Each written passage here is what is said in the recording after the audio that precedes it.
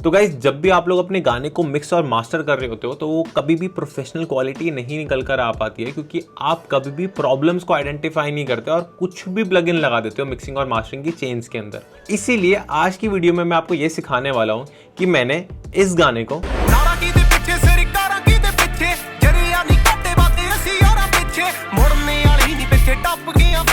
कैसे इस तरीके से साउंड करवा दिया।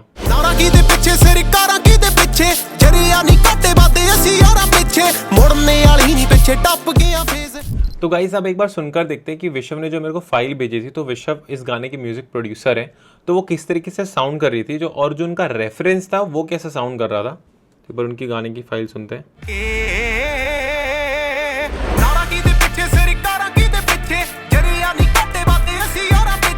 आप एक बार उनके रेफरेंस ट्रैक को सुनते हैं। तो जो सबसे पहली प्रॉब्लम मेरे को ये लग रही है कि इस गाने के अंदर जितने लाउड ड्रम्स हैं, वोकल्स उसके आसपास भी नहीं है, काफ़ी ज़्यादा लो है। और जो नवान संधू का हम गाना सुन रहे थे उसके अंदर वोकल्स काफ़ी ज़्यादा क्रिस्प थे और लाउड भी थे जितने ड्रम्स थे। तो सबसे पहली प्रॉब्लम तो मुझे ये लगी। सेकंड प्रॉब्लम मुझे ये लगी कि इस गाने के अंदर जो लो मिड फ्रिक्वेंसीज हैं वो थोड़ी ज़्यादा बूमी है और इतने क्लियर नहीं है, जिसकी वजह से हाई और मिड फ्रिक्वेंसीज का उतना इम्पैक्ट नहीं आ रहा है। थर्ड चीज़ मुझे ये लगी कि इस गाने के अंदर जितने भी सारे इंस्ट्रूमेंट्स हैं ना वो काफी वॉल्यूम में कम है। सेकंड चीज वो वाइड नहीं है, वो पैंड नहीं है, या फिर उसकी स्टीरियो इमेजिंग इतनी अच्छी नहीं हो रखी कि वो हमें काफी ग्रैंड लगे, और वो बीच में सटल से कहीं दबे छुपे हुए पड़े हुए लग रहे हैं। तो इस गाने के अंदर और भी प्रॉब्लम्स हो सकती है, बट ये तीन वो मेजर प्रॉब्लम है जिसपे हमें काम करना है। अब ये प्रॉब्लम्स को आइडेंटिफाई करना ज्यादा इंपॉर्टेंट है कंपेयर टू कि आपने डायरेक्ट मिक्सिंग मास्टरिंग करना स्टार्ट कर दिया अपने गाने के ऊपर। क्योंकि आपने पैरासिटामॉल खाई है आज? नहीं खाई ना? नहीं खाई, मैंने भी नहीं खाई, क्योंकि टच वुड भाई आपकी भी तबीयत बढ़ी है, मेरी भी तबीयत बढ़ी है। ना तो हमें कोई प्रॉब्लम थी, ना तो हमने उसका सॉल्यूशन ढूंढा। वैसे ही प्लगइन्स का भी गेम है। अगर किसी किक या स्नेयर के अंदर ज़्यादा बूमी फ्रीक्वेंसीज या फिर ज़्यादा मडी फ्रीक्वेंसीज नहीं है तो आप फालतू में अगर वो प्लगइन डालोगे तो वो यूजलेस है, समझ रहे हो? वैसे ही अगर आपको कोई बीमारी नहीं है और एवी दवाई खाए जा रहे हो तो वो यूजलेस है, और बॉडी के लिए तो वो बिल्कुल भी अच्छा भी नहीं है। तो सबसे पहले प्रॉब्लम को आइडेंटिफाई करना सीखो, क्योंकि ये जो हेडफोन्स मैंने पहने हुए हैं, हो सकता है आप लोगों ने भी पहने हो, बट इसके बीच में जो दिमाग है ना, यही बताता है कि इन हेडफोन से कैसे काम निकलवाना है। तो सबसे पहले अपनी स्किल को इम्प्रूव करो। तो मैं आपको बताता हूँ कि मेरा पूरा प्रोसेस कैसे रहा जब मैं इस प्रोजेक्ट पे काम कर रहा था। तो मेरे को विश्व ने अगेन बता दिया था कि गाने को काफ़ी लाउड क्रिस्प क्लियर रखना है। तो मैंने गाने का सीधा ड्रम से स्टार्ट करा, क्योंकि ड्रम्स काफ़ी ज़्यादा इंपॉर्टेंट रोल प्ले करते हैं ऐसे गानों के अंदर। और मैंने किक से शुरू करा। तो मैं यूजुअली क्या करता हूँ, मैं एक हेडरूम ले लेता हूँ -12 का, -6 या -4 का। तो मैंने किक को सोलो करके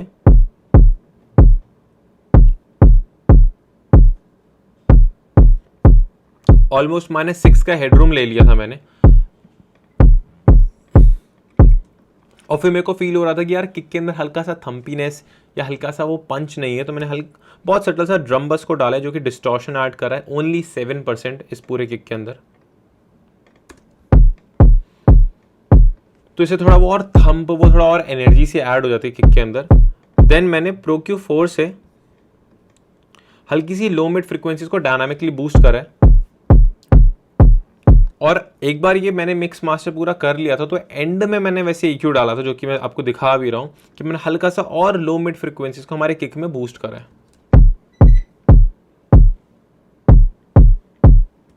और फिर मेरा नेक्स्ट प्रोसेस क्या रहता है कि मैं हमेशा क्लैप्स को सोलो कर देता हूँ और ड्रम्स के साथ अच्छे से लेवल कर देता हूँ। तो यहाँ पे आप देखोगे ऑलरेडी मैंने लेवलिंग करी हुई है, बस मैं आपको अपना माइंडसेट बता रहा हूँ कि मैं काम कैसे करता हूँ प्रोजेक्ट्स के ऊपर। और फिर मैंने हल्की सी टॉप किक को ऐड कर दिया। अब ये मैंने किस लिए करा हुआ है, ये देखो, ये है वो किक, क्योंकि इस पूरी किक ना ये बड़ी थम्पी किक है, इसमें क्लिकीनेस नहीं है, कुछ भी क्लिकीनेस नहीं है इस किक में। तो मैंने हल्का सा वो क्लिकीनेस ऐड करा ऊपर से।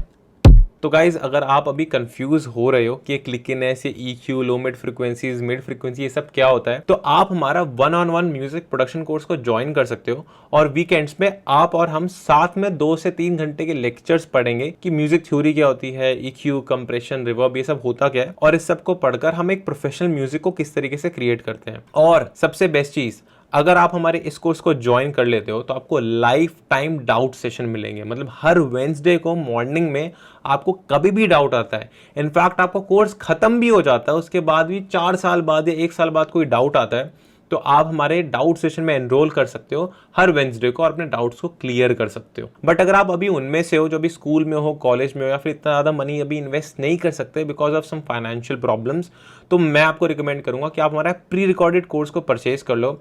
सिर्फ और सिर्फ 5,000 रुपीज़ से स्टार्ट हो जाता है और उसमें भी हमने सारी चीज़ों को कवर करा हुआ है। बस प्रॉब्लम ये आती है कि उसमें हम 1-on-1 बैठकर नहीं पढ़ाते, बट स्टिल जितना आप यूट्यूब पे ऐसे ट्यूटोरियल को सर्च करके रैंडमली चीज़ों को ढूंढ के आप पढ़ोगे, उससे 10x वैल्यू आपको उस कोर्स के अंदर मिल जाएगी। और उस कोर्स के अंदर भी हम 1-on-1 बैठ के आपके डाउट्स को क्लियर करते हैं मंथ में एक बार। तो एक बार मैंने किक्स स्नेयर्स को अच्छे से सॉर्ट कर लिया, तो फिर मैंने अपने हाई हैट्स और सिंबल्स को ले आया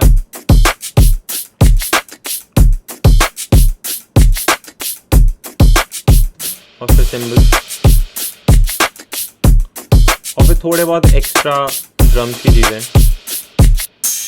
तो सबसे पहले जो मेरा एम था कि मेरे ड्रम्स को अच्छा साउंड कराना है, मैंने वो करा दिया। और ड्रम्स के ऊपर भी मैंने थोड़ी सी प्रोसेसिंग करी हुई है, बट जब मैं प्रोजेक्ट पे काम कर रहा था तो ये मैंने बाद में करी थी। तो एक बार इसके बाद मैंने हमारी बेस को सोलो करा था और एक बार सुनते हमारी बेस कैसा साउंड कर रहा है।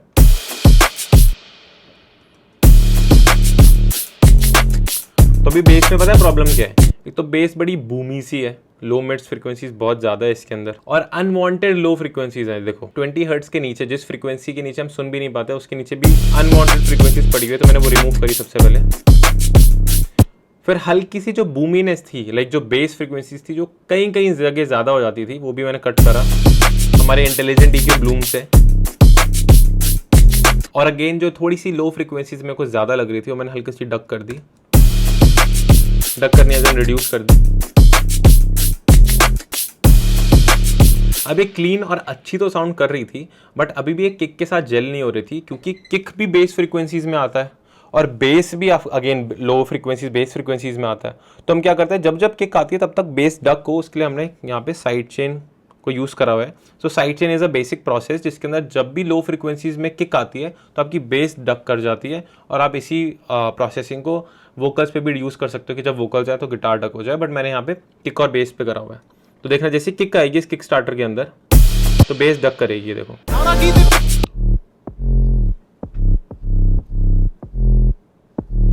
हल्का सा वो डक करता है।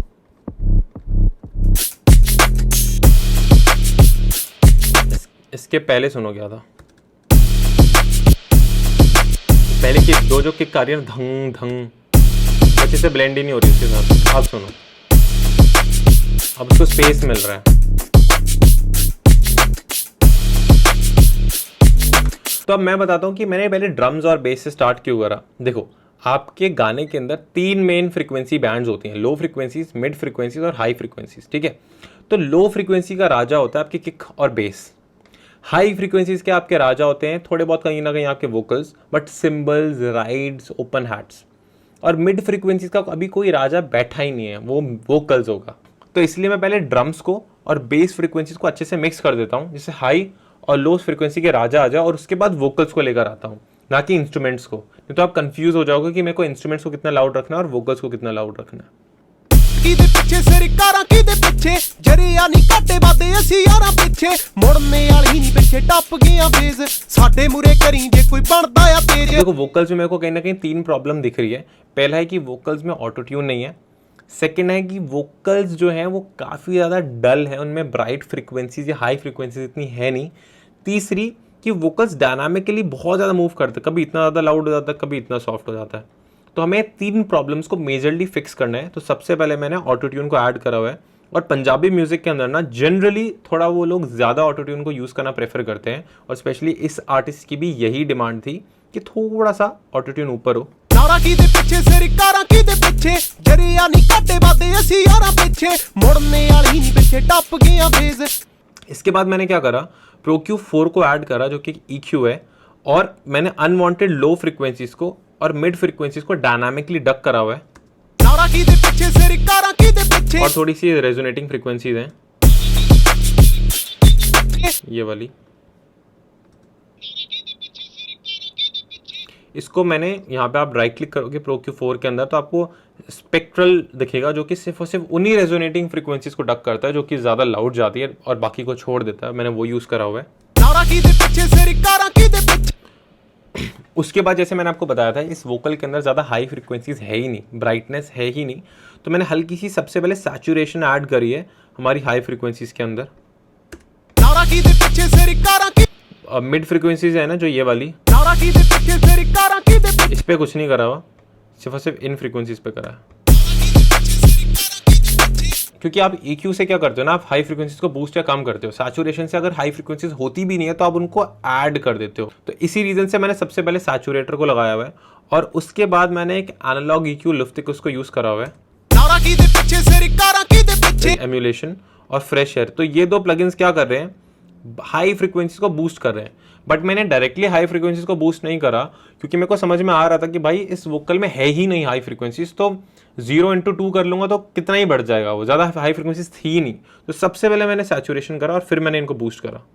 तो देखो पहले कैसा था, नारा की दे पीछे से कारा की दे पीछे, अब सुनो कैसा है। नारा की दे पीछे से कारा की दे पीछे, जरिया नहीं काटे बातें ऐसी यारा पीछे, मुड़ने वाली नहीं। तो मैंने लो मिड फ्रिक्वेंसीज को हल्का सा और बूस्ट करा और वो जो रेजोनेटिंग फ्रिक्वेंसीज थी नारा की दे पीछे से ये वाली, नारा की दे पीछे से कारा की दे पीछे, तो डक करा। और डकना मैं ऐसे नहीं करता कि मैंने बूस्ट करके देखा पूरा ऊपर ऐसे, एक बहुत लोग यूट्यूब पे सिखाते हैं ऐसे पूरा बूस्ट करो, आइडेंटिफाई करो कि कौन सी फ्रीक्वेंसी चुभ रही है। नारा की दे पीछे से कारा की दे पीछे, जरिया नहीं काटे बातें ऐसी। लोग कई यूट्यूब पे ऐसे सिखाते हैं भाई ऐसे हर एक फ्रीक्वेंसी ही रेजोनेटिंग साउंड करेगी क्योंकि आप उसको 15-16 dB बूस्ट कर देते हो। मैं क्या करता हूँ, मैं अपने हेडफोन्स पर नहीं सुनता गाना, मैं अपने इन मॉनिटर्स पे सुनता हूँ, KRK पे, फिर एडम्स पे सुनता हूँ, फिर प्रीसोनस पे सुनता हूँ। तो मल्टीपल स्पीकर्स पे टेस्ट करता हूँ, फिर जज करता हूँ कि कहीं फ्रीक्वेंसीज रेजोनेट तो नहीं कर रही है।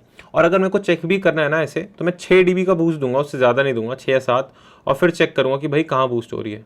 ऐसे फुल बूस्ट करके चेक करना इज यूजलेस क्योंकि हर एक फ्रीक्वेंसी फिर रेजोनेटिंग फ्रीक्वेंसी ही लगेगी। नारा की दे पीछे से कारा की दे पीछे, और फिर हल्की सी मैंने एयर ऐड करी है। एयर का मतलब है आपका 10,000 या 15,000 हर्ट्ज से ऊपर की जितनी भी फ्रीक्वेंसीज होती है, तो मैंने उनको बूस्ट करा हुआ है यहाँ पे।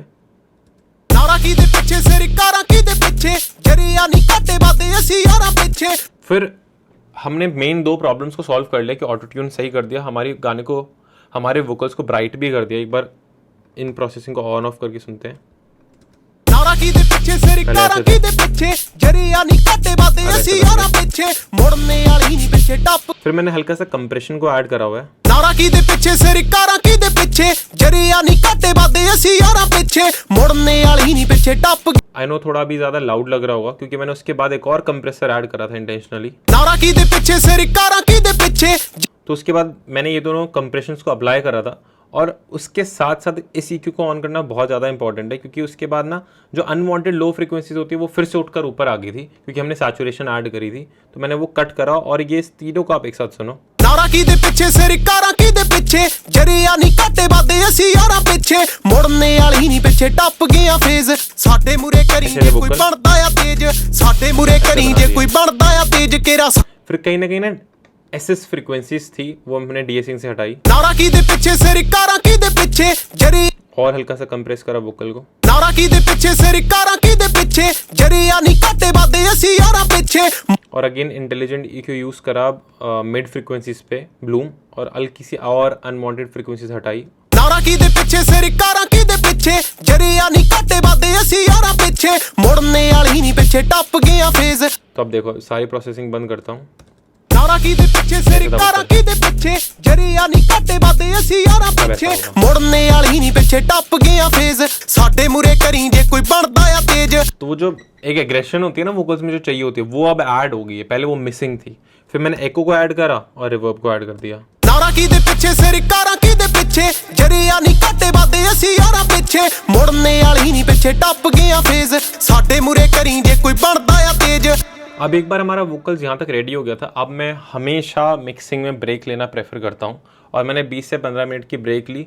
उसके बाद मैं सेशन में दोबारा से आया और मैंने आइडेंटिफाई करा कि उनका जो रेफरेंस ट्रैक था ना उसमें पैड्स काफ़ी लाउड थे, उन्होंने प्रोमिनेंट रखे हुए थे, तो मैंने इन पैड्स को सोलो करके लेवल करा। नारा की दे पीछे से कारा की दे पीछे, जरिया नहीं काटे बातें ऐसी यारा पीछे, मुड़ने वाली नहीं पीछे टप गया फेज। इन पैड्स में भी मैंने कई चीज़ों का ध्यान रखा हुआ है कि जो हमारे ये है साडे मुरे करी जे कोई पैड,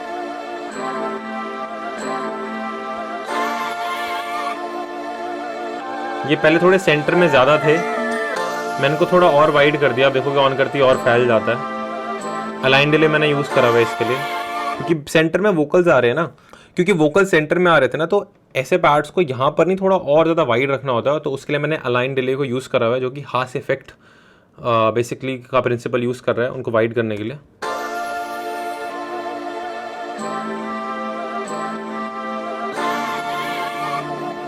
और उसके बाद एक और पैड है जिस पे हमने ये विषय ने को अपने आर्टिस्ट के साथ बात करके भेजा था कि पैड्स की भी थोड़ी किसी लो मिड फ्रीक्वेंसीज कम कर दो, तो हमने कम कर दी। पहले कुछ इस तरीके से था ये, पहले बहुत ज़्यादा वाइड था, मतलब अगर मैं आपको दिखाऊं इसको कोरिलोमीटर में, तो पहले ये काफ़ी ज़्यादा वाइड था, तो मैंने ये प्रॉब्लम तो यहीं पर ही फिक्स कर दी थी। बट फिर उनकी टीम ने मेरे को बोला कि हल्की सी लो मिड फ्रीक्वेंसीज और डक चाहिए, या फिर ऑलमोस्ट पूरा पैड ही मुझे डक चाहिए, तो मैंने कम कर दिया वो। और मैंने अब इन दोनों को उतना लेवल करा है कि वो ऐसा फील हो कि भाई वोकल के जस्ट नीचे है, क्योंकि मैंने बताया था ना मिड फ्रीक्वेंसी का राजा वोकल है, और वोकल के जस्ट नीचे होने चाहिए पैड्स, वोकल के ऊपर नहीं होना चाहिए। क्योंकि रॉक गानों में या फिर कहीं ईडीएम गानों में इंस्ट्रूमेंट ज़्यादा लाउड होते हैं कंपेयर टू वोकल्स, बट ऐसे पंजाबी म्यूजिक के अंदर vocals are the most important thing, तो काफ़ी बहुत बड़ा रोल प्ले करते हैं वो। मित्रों दा टोला बीटां उत्ते वजदा कंन ला के सुनी ते। एक और ऐसा पैड है, इसमें भी मैंने साइड फ्रीक्वेंसीज को डक करा हुआ है। तो अगेन मैं कोरिलोमीटर को बहुत यूज़ करता हूँ। इसको बंद करो, देखो ये वाइड से नीचे रेड जोन में भी जा रहे हैं, तो मैंने इसको फिक्स करा, ग्रीन जोन में लेकर आया हूँ उसको मैं। अगेन हर एलिमेंट को पूरा ग्रीन जोन में नहीं रखना होता, आई टोटली अंडरस्टैंड, और मैं कई गानों में सुना भी है वो नहीं भी रखते, बट सटल सा मतलब पूरा ग्रीन नहीं जा रहा तो थोड़ा सा ग्रीन लाइन के, बट मैं ये ज़रूर ध्यान रखता हूँ कि वो प्रॉपर रेडी ना चले जाए, क्योंकि फिर वो एलिमेंट ही गायब हो जाएगा। प्लस इस पूरे गाने में पैड्स की सिवाय और कुछ है नहीं इंस्ट्रूमेंट्स में। तो आप देखोगे प्रोजेक्ट के अंदर जो ज़्यादा इंपॉर्टेंट एलिमेंट्स भी होते हैं ना, मैं उनको ज़्यादा ऊपर रखता हूँ, और बाकी के सारे एलिमेंट्स में उनके प्रायोरिटी के हिसाब से सेट कर देता हूँ। जो ऊपर हैं वो ज़्यादा प्रायोरिटी के हैं, जो नीचे है वो कम प्रायोरिटी के हैं। इस तरीके से मेरे को मेंटली बड़ा सेटिस्फैक्शन मिलता है कि मिक्स अच्छा हो रहा है, तो मैं लेवल भी फिर उसी तरीके से रखता हूँ।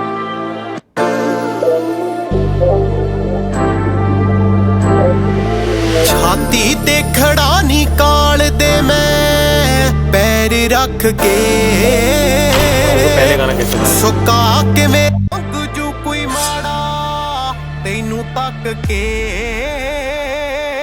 नारा की दे पीछे सिर कारा की दे पीछे, जरिया नहीं काटे बाते असी यारा पीछे, मुड़ने वाली नहीं पीछे टप गया फेज, ते मुरे करी जे कोई बनता या तेज, वो डिफरेंस सुनाई दे रहा है। जे कोई बनता या तेज केरा साडे ये भी 0 पे जा रहा है, कोई बनता या तेज, हमारा भी 0 पे जा रहा है, बट हमारा ज़्यादा लाउड, ज़्यादा क्रिस्प, ज़्यादा अपफ्रंट लग रहा है। साथों पहला चाचे नहीं कार आउंदे आउणगे, कल्ले ने आ कीते नहीं सहारे आउंदे आउणगे, मित्रों दा टोला बीटा। अब इस टाइम पे मेरे को ऐसा लग रहा था कि यार ड्रम्स ना थोड़े और अपफ्रंट, थोड़े और आगे को आ सकते हैं, तो मैंने ट्रांजिएंट शेपर ऐड करा था, जो कि लो फ्रीक्वेंसीज को बूस्ट करता है जब जब किक आती है। नारा की दे पीछे सिर कारा की दे पीछे, और फिर मैंने पूरे ड्रम्स को कंप्रेस करा हुआ है। साथ ही साथ ये ध्यान रखा हुआ है कि मेरा अटैक काफ़ी ज़्यादा है, जिससे जो उसके ट्रांजिएंट है वो बाहर चले जा रहे हैं और उसके बाद कंप्रेशन आ रहा है। तो क्या हो रहा है, जैसे किक आई तो क्योंकि अटैक लेट है तो स्टार्टिंग में कंप्रेशन तो लगा नहीं, फिर कंप्रेशन लगा तो उसके ट्रांजिएंट्स को बूस्ट कर रहा है वो, उससे वो और फ्रंट को आ रहा है, और फिर मैंने उन ट्रांजिएंट्स को क्लिप कर दिया।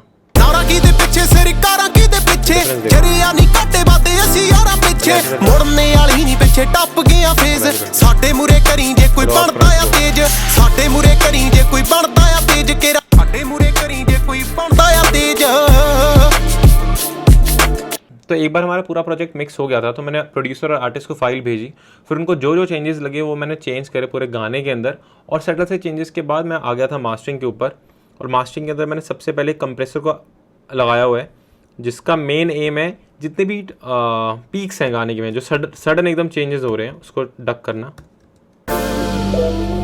नारा की दे पीछे सिर कारा की दे पीछे, जरिया नहीं काटे बाते असी यारा पीछे, मुड़ने पीछे टप गया फेज, साडे मुरे करी जे कोई बनता या तेज।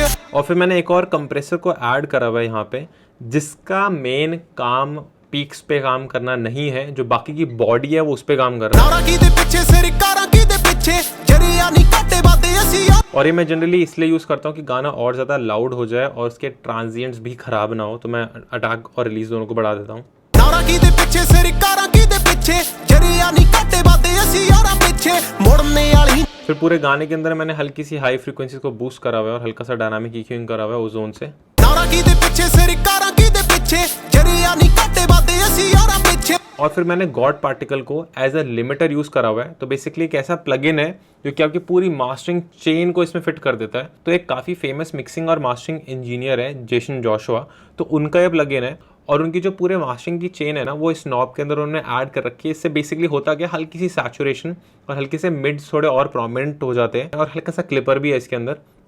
और यहाँ पे इसका लिमिटर है जिधर मैंने 5 dB का गेन दे रखा है। ਨਾਰਾ ਕਿਦੇ ਪਿੱਛੇ ਸਿਰ ਕਾਰਾਂ ਕਿਦੇ ਪਿੱਛੇ ਤੇਰੇ ਨਹੀਂ ਘਾਟੇ ਵਾਦੇ ਅਸੀਂ ਯਾਰਾਂ ਪਿੱਛੇ ਮੁੜਨੇ ਵਾਲੀ ਨਹੀਂ ਪਿੱਛੇ ਟੱਪ ਗਿਆ ਫੇਜ਼ ਸਾਡੇ ਮੂਰੇ ਕਰੀ ਜੇ ਕੋਈ ਬਣਦਾ ਆ ਤੇਜ ਸਾਡੇ ਮੂਰੇ ਕਰੀ ਜੇ ਕੋਈ ਬਣਦਾ ਆ ਤੇਜ ਕੇਰਾ ਸਾਡੇ ਮੂਰੇ ਕਰੀ ਜੇ ਕੋਈ।